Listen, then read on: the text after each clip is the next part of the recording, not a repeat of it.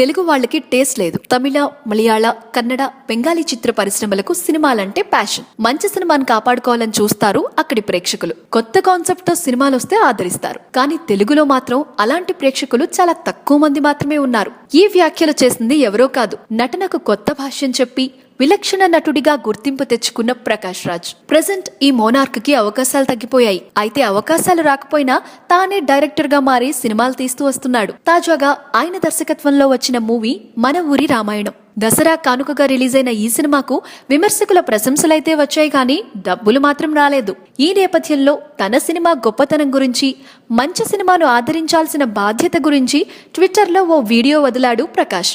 అయినప్పటికీ జనాలు మాత్రం థియేటర్లకు రాలేదు. దీంతో సహనం కోల్పోయిన ప్రకాష్ తెలుగు ప్రేక్షకులపై ఇలా తన అక్కసు వెళ్లగక్కాడు. అయితే ఆయన ఒక విషయం గుర్తుపెట్టుకోవాలి. శంకరాభరణం, సాగర సంగమం, స్వాతిముత్యం, ఆనంద్, ఆనలుగురు, ఊపిరి ఇలా తెలుగులో చాలా మంచి సినిమాలు వచ్చాయి. ప్రేక్షకులు వాటిని చూశారు కాబట్టే అవి సూపర్ డూపర్ హిట్ అయ్యాయి.